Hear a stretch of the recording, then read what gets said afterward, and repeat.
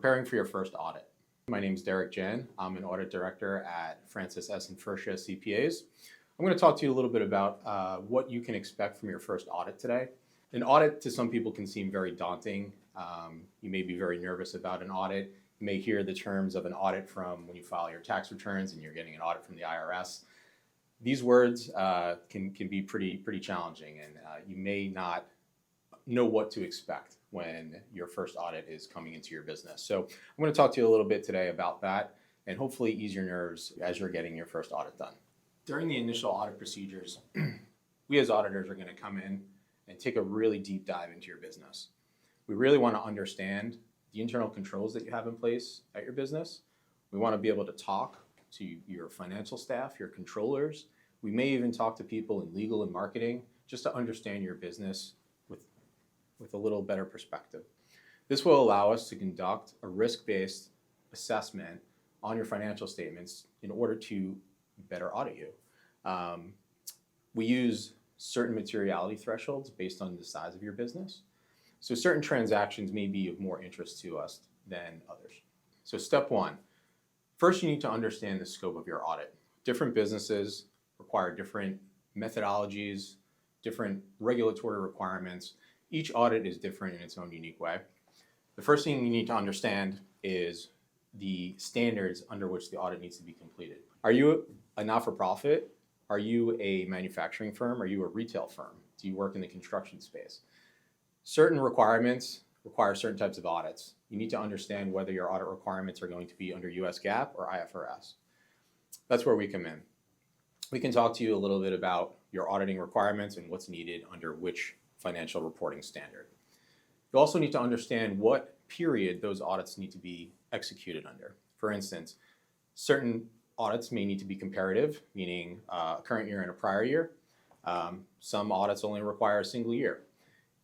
If we're coming in and doing an initial audit, we need to understand whether it's comparative because we'll need to audit both years at the same time if this is an initial audit. Getting your documents in order. Before an audit is executed, you need to ensure that your books and records are really precise, accurate to the best of your ability. Now, what you may be thinking to yourself, what are some things that the auditors are going to be asking me for?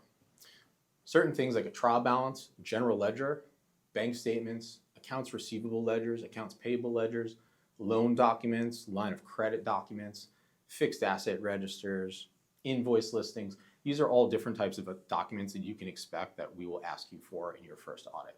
Once that's completed, we'll take the time to review those documents and also make selections from those documents in order to conduct our transactional-based testing. We will look at these documents. For instance, if we ask for a fixed asset register, we're going to be expecting that you're going to be able to provide to us evidence that those fixed assets exist, any new additions that you may have purchased in the current year. We're going to look for payments and invoices, etc., just to verify that the transaction has occurred. Here are some tips and tricks you can do before we come in and audit your financial statements. First, you want to ensure that all of your accounts and trial balances reconcile to all the underlying schedules.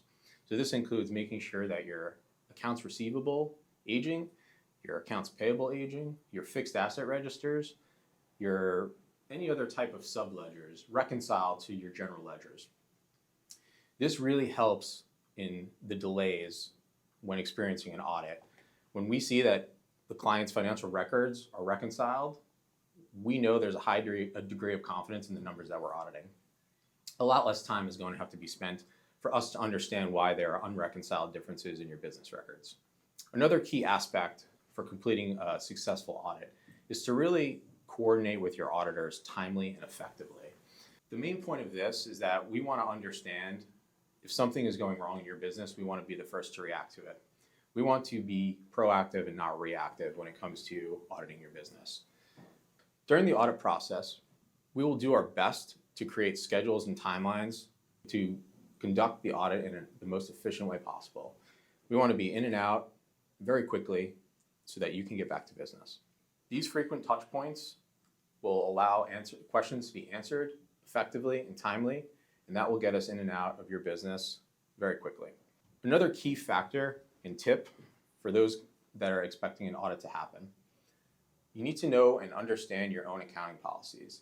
If this is your first audit, college may have trained you to know your debits and credits, but do you really know how to compile a financial statement footnote schedule? These are some questions and things that we can help you with as the audit is progressing. In understanding your accounting policies, you can help us understand your business a lot better. Another area that is really helpful for you to have is to ensure that your internal controls are documented appropriately. You want to understand who in your business is doing what. Are there effective internal controls over your assets, your physical assets? You also want to understand if your segregation of duties are appropriate in terms of when you're making your accounting journal entries. You want to understand who is responsible for your quarterly and monthly reconciliations, who's doing your cash tie-outs, and any new systems or processes that you want to highlight to us that are new in the current year. When it comes time to prepare the financial statements and disclosures, we can assist you in bringing the latest guidance to the table so that you could better prepare the financial statement disclosures that need to go in the footnotes of your financial statements. Once you're comfortable with your numbers and your trial balance and your general ledgers, it's time to compile the phase financial statements, including the balance sheet, the income statement, statement of cash flows, and statement of changes in equity. Once those are completed, we can assist in providing you the proper disclosures so that all of the information is complete and accurate in your financial statements. Again, I just wanted to highlight to be transparent and to be in communication with your auditors at all times. In order for us to conduct and execute an efficient audit, you need to react timely to our requests and be sure that you're there when we call. You'll also want to highlight to us any litigation or any regulatory matters that could have an impact on the financial statements. I also want to emphasize that you should allow the appropriate amount of time before an audit starts in order to have a successful audit. During this time, you might want to conduct a pre-audit review on your own books and records. What this might entail is, as I stated earlier, ensuring that your general ledgers and your subschedules are all reconciling. Make sure your cash is also tied out and you're performing monthly cash reconciliations. Another helpful tip during the audit process is to assign an audit point person so that we could maintain a constant line of contact with your business. This person is responsible for farming out audit requests. We'll be able to provide them with what's called a PBC schedule. This is a listing of items that we will request during the audit, and we can stick to our timeline. Having one person in charge of the audit allows duplicate requests to be eliminated. There's assurance that this person is maintaining the responsibility for the audit and that the audit will be done timely. So as you are conducting your business on a day-to-day basis, I want to remind you that we're here for you. If you have any audit questions, review questions, compilation type questions, we're happy to help you. We're just a phone call away, so reach out to us at any time. Thank you.